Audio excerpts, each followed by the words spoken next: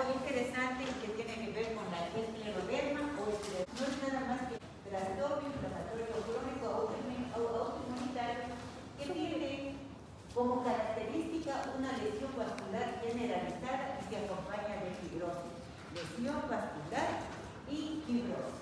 Y esta lesión de fibrosis es alrededor de estructuras vasculares como pueden ser arteriolas y también a nivel del intersticio de diferentes órganos.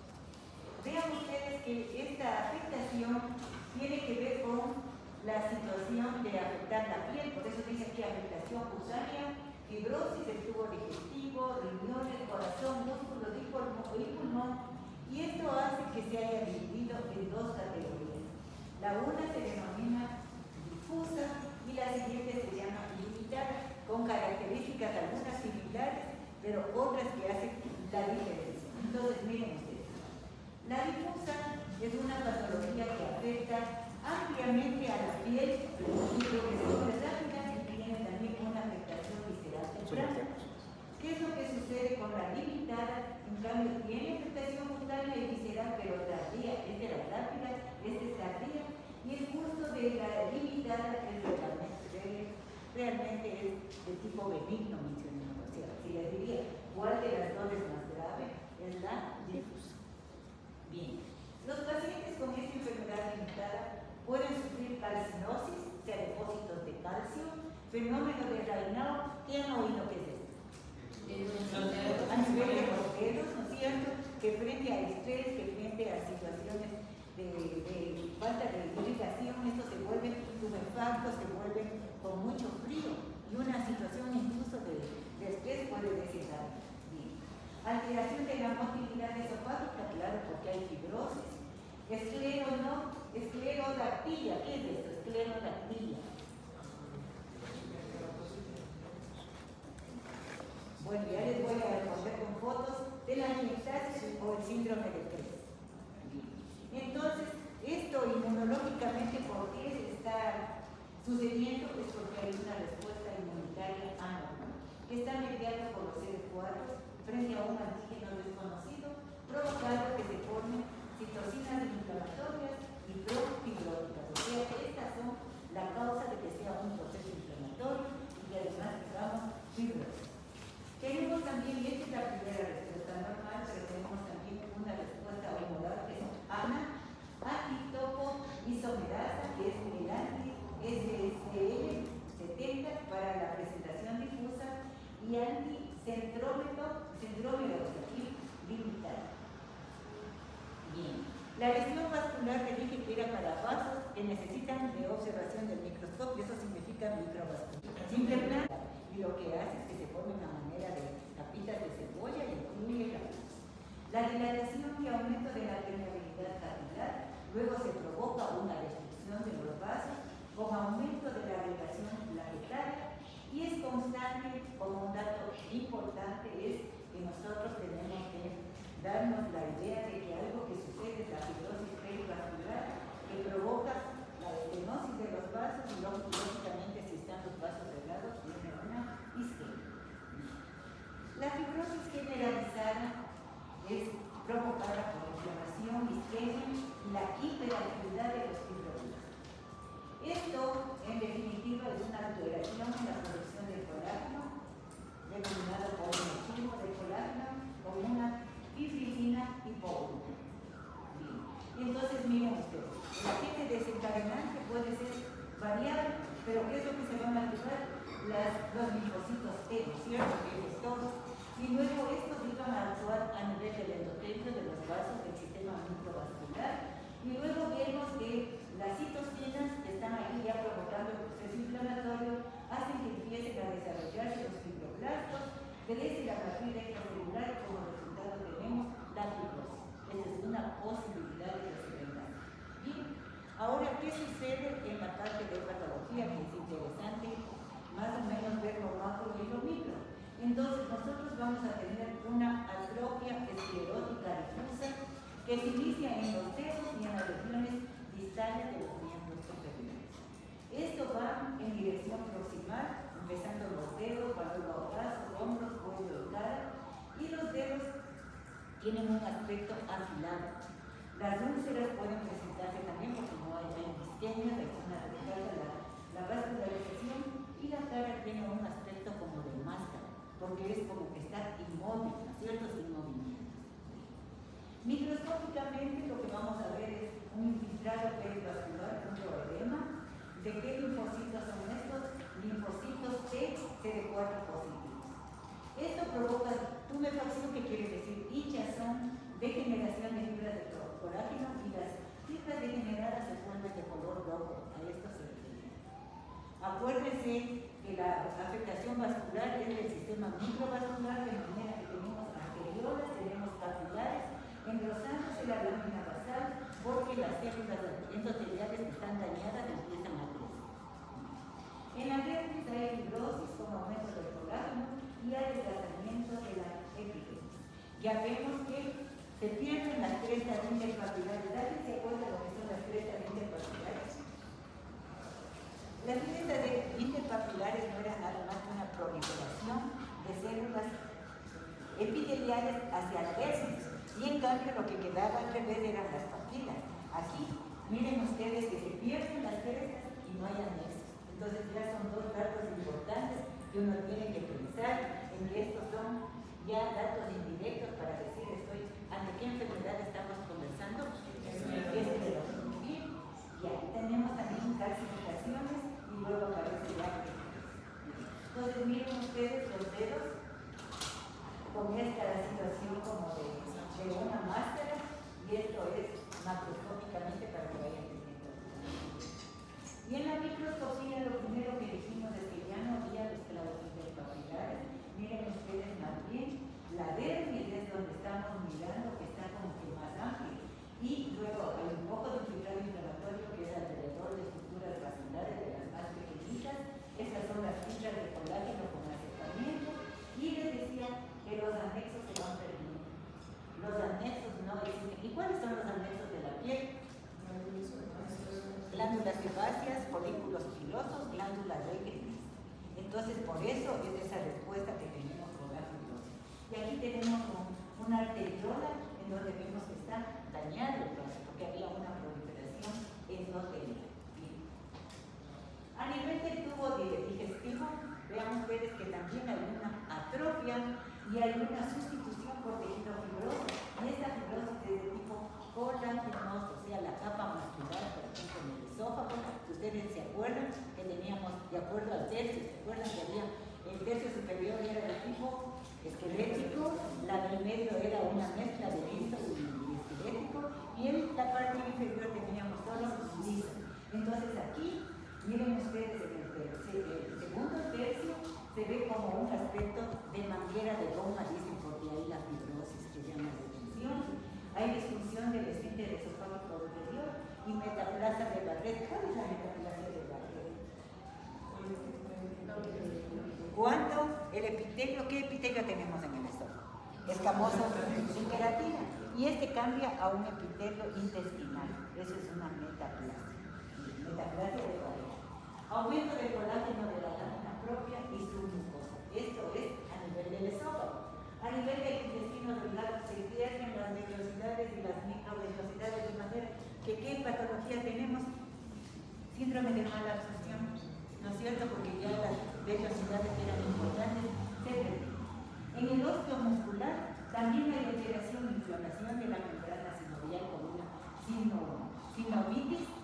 Tenemos hipertrofia e hiperplasia de las vellosidades en cambio de la sinovial. No hay decisión articular para hacer el diagnóstico diferencial con la artritis reumatoide, que se acuerdan que habían estas lesiones porque se friccionaban, ¿se acuerdan? Y luego teníamos la miositis inflamatoria, que también entraría con la dermatomiositis para el diagnóstico diferencial. A nivel de riñones tenemos lesiones vasculares de las arterias interlobulares con depósito mucinoso o de colágeno. Proliferación íntima grande en la capa íntima de los vasos, y los vasos pues también se vuelven como catáfilas de cebolla. Catáfilas quiere decir como las tapas de una cebolla blanca. Todos han visto, han cortado alguna vez y se han visto que hay un núcleo y hay unas tapitas, ¿no es cierto? Y hay que hacer diagnóstico diferencial diferenciar con la hipertensión arterial que tiene esa misma morfología. Tenemos aquí que tenemos jóvenes. Y entonces miren ustedes que aquí tengo qué tensión. Sin miedo. Rojo, ¿qué ven? El paz. Y este también es otro paz, miren ustedes. Pero aquí está la estructura vascular. Miren ustedes con depósito de ese material colagenoso, que aquí están vasos sanguíneos del intersticio, en donde miren se están formando esas capas. Entonces todo esto, estamos hablando de qué patología nuevamente. Ya, no sé. En los pulmones también, pues hay un vasoespasmo muscular, tenemos hipertensión pulmonar, fibrosis intersticial y los mismos hallazgos que acabamos de ver en la fibrosis. En el corazón, pericarditis, derrame pericárdico, fibrosis, engrosamientos de arteriolas, intramiocárditas. Entonces, miren ustedes, no se quedó solo la lesión a nivel de la piel, sino que prácticamente es una enfermedad sistémica. Entonces, en resumen, jóvenes, epidemiológicamente hablando, la esclerodermia más mujeres son afectadas de relación a varones. La incidencia de la quinta sexta década son llamativos lo que nos estaba gritando los cambios cutáneos como engrosamiento cutáneo, fenómeno de Renal, la disfagia, porque acabamos de ver toda esa fibrosis en el tercio medio. Luego tenemos las vellosidades que desaparecían, por eso la mala absorción, lógicamente pérdida de peso, anemia.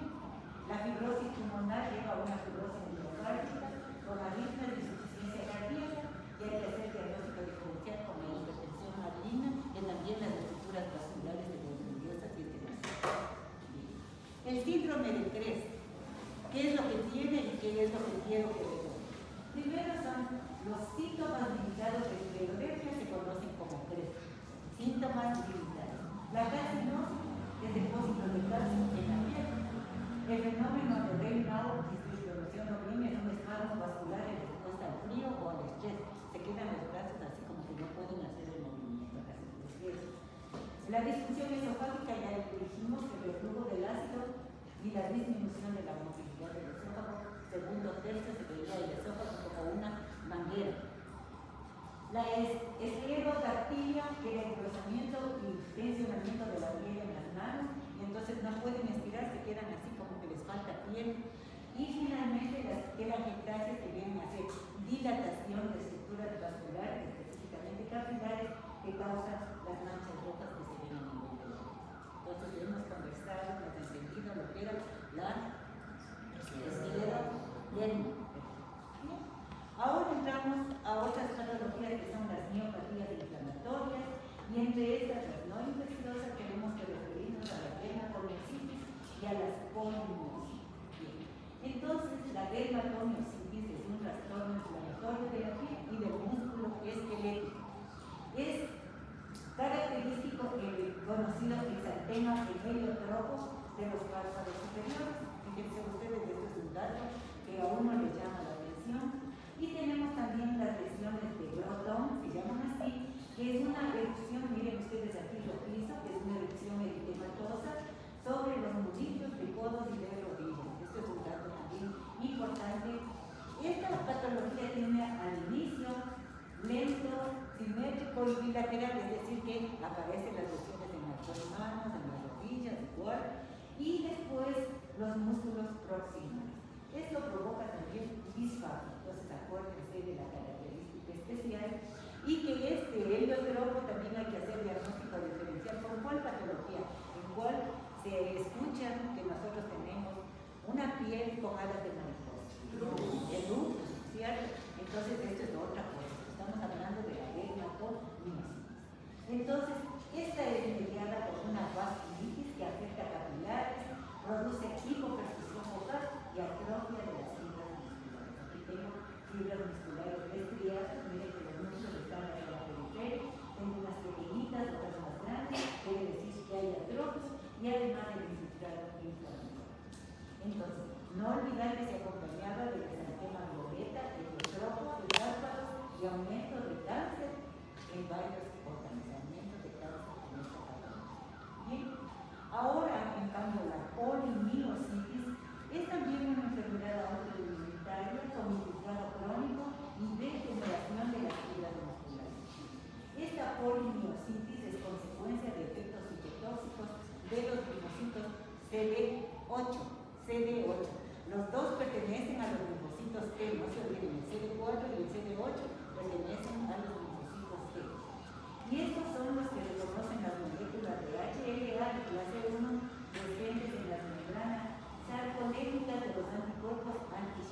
Uno, ¿cuáles son las cubiertas de las fibras musculares?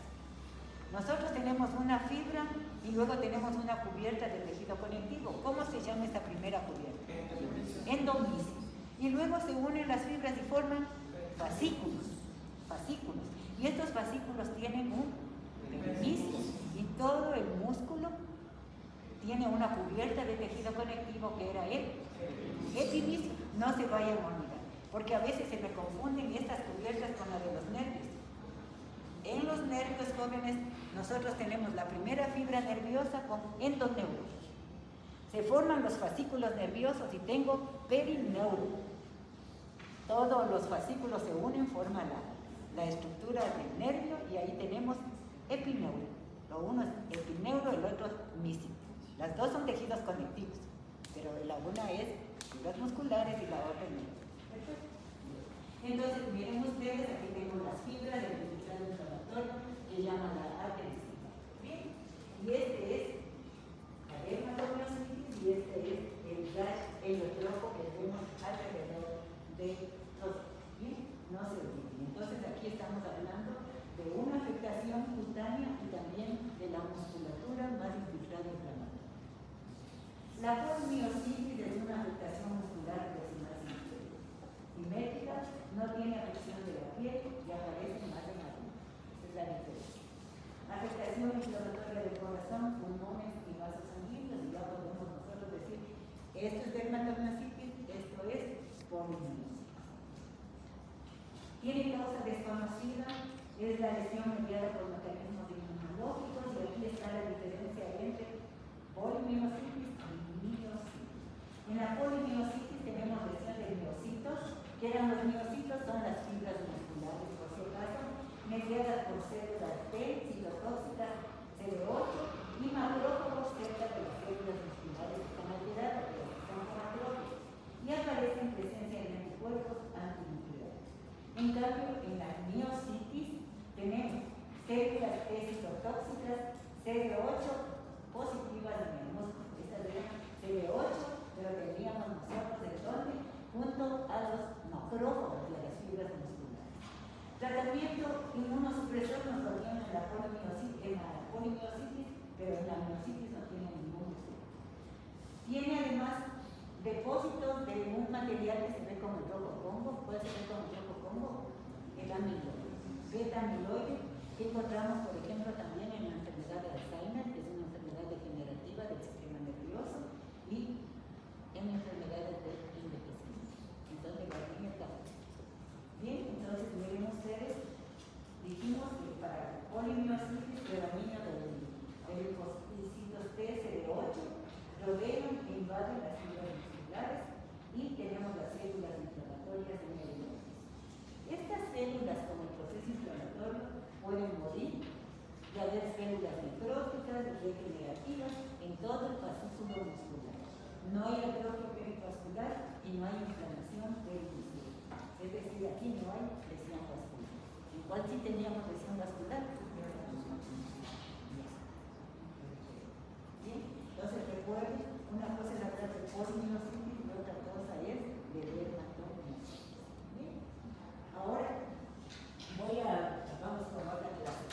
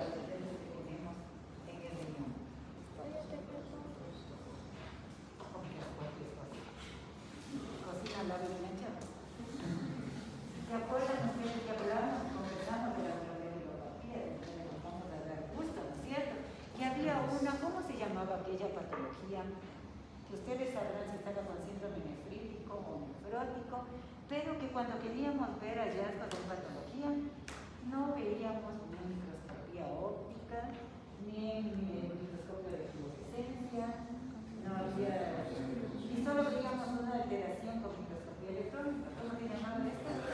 Androcíclicos. ¿Se acuerdan que en el riñón también teníamos una primera fase en donde no había cambios? ¿Se acuerdan? El orden mínimo. Y yo les había dado 5 estados para que ustedes aprendan y recuerden hasta 6 me parece, con descripción ya completa y ejercicio. Pero bueno, entonces aquí vamos a hablar de manera general de este lupus eritematoso. Vean ustedes que es una enfermedad autoinmune sistémica en donde se pierde la tolerancia y producción de anticuerpos, de autoanticuerpos. O sea, es una enfermedad cuando el sistema inmunitario del cuerpo ataca sus propios tejidos y órganos, por eso es una enfermedad autoinmunitaria. Tenemos mujeres en relación a varones, miren ustedes, 1 a 9, la edad media 45 años, afroamericanos y más caucásicos, pero ahora estamos viendo que los latinos también tenemos unos números que se están elevando. La inflamación que causa el lupus puede afectar distintos sistemas y órganos del cuerpo, incluso articulaciones, la piel, riñones, células sanguíneas, cerebro, corazón, pulmones. Imagínense una patología que a veces parece que no tiene mucho de qué hablar. Miren ustedes, entonces los anticuerpos que se encuentran en este lupus vienen a ser sobre todo los ANA, que se presentan en el 95%, el anti-DS de NA 40 al 60%, anti-SMIC de CCM 20 al 30%. Y aquí se produce un mecanismo de lujuria de tipo 2 y de tipo 3 que está hablando sobre reacciones de hipersensibilidad. Como les dije que afectaba a varios lugares del organismo, miren ustedes que cambios hematológicos tenemos desde anemia hemolítica, trombocitopenia porque disminuyen el número de plaquetas, neutropenia, linfopenia. Además tenemos nosotros problemas de articulaciones como artritis, poliartralgia, sinovitis. O sea, pueden presentarse con cualquiera de estas sintomatologías variada completamente. Y en la piel hay el rash malar tipo alas de mariposa, que es un rash maculopapular que puede incluso llevar a ulceración y agudas. Bien. Y en el renal, los 6 tipos que les había dado de acuerdo a la culpa. Y estas son el exanfema y mala renal. Y luego vemos que el curso que tiene esta patología es impredecible. Puede haber revisiones y exacerbaciones, pero más o menos se calcula que una persona que está con sintomatología tiene como 10 años de sobrevida, un 80%. La muerte es por falla renal o por infecciones, y algunas personas tienen una tendencia a padecer el lupus, y la cual puede desencadenarse por una infección. De pronto ellos nunca sabían que tenían, saben que algún familiar lo tuvo. Algunos medicamentos también puede ser por la simple exposición a la luz del sol. Si bien no existe una cura para el lupus, los tratamientos por lo menos pueden ayudar a controlar la sintomatología. Entonces no olviden que cuando se presenta esta patología, el tejido sano es atacado.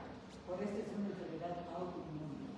Es probable que el lupus deriva de una combinación tanto genética como de entorno.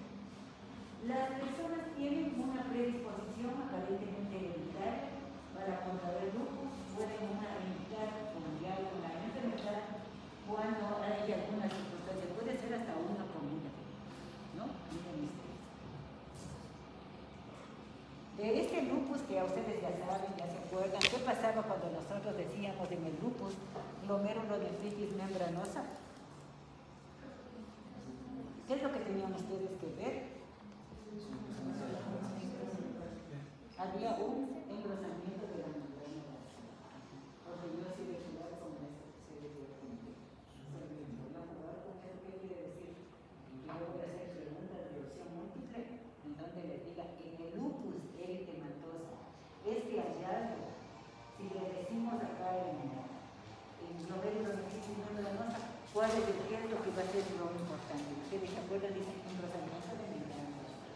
¿Sí? 6 tipos de clasificación. Bueno, ahora vamos con psoriasis. ¿Ya han oído alguna vez la psoriasis? Entonces, esta psoriasis afecta al 1% de la población en Estados Unidos y la forma, hay varios tipos de psoriasis, como la psoriasis vulgar, la psoriasis plata, etc. Y entonces tiene una etiología desconocida, se habla de un componente genético, puede estar asociado con artritis, a enteropatía y a miopatía. Y miren ustedes que a veces se presentan estas lesiones sin causa aparente, que llaman la atención, y entonces esta afección crónica de la piel afecta no solo a ella, a los pies, sino a las uñas y a las articulaciones. Miren ustedes como aquí tienen unas escamas blanquecinas que son nada más encima de las cápsulas eritematosas. Estas son placas o son como escamas blanquecinas plateadas. Esto se llama la psoriasis. La psoriasis de placas es la más común y son placas rojizas, como acabamos de ver, como estas superficies que son como de partes raras y poros en rojo. Otra psoriasis tenemos la butata, que son pequeñas cápsulas eritematosas, también con las escamas plateadas, y tenemos luego la última, la psoriasis pustular, que como su nombre le está indicando, tenemos una presentación de un caso como infeccioso con pústulas con pus, por eso se llama psoriasis pustular. Entonces, no dejen de pensar en estas patologías, ¿no? Si bien las dagas de mariposa son interesantes, pero también había el eritema heliotropo, y también ahora vemos que estas zonas de esa eritema no solo se quedan a nivel de la cara, pueden tener también a nivel de, ¿dónde estoy aquí? Anatómicamente. ¿Qué pasa con esa anatomía? Muy bien, hasta aquí nos quedamos, chicos. Verán, vamos a hacer la evaluación y luego, jóvenes, sí tengo que mencionar algo. Sí, dime.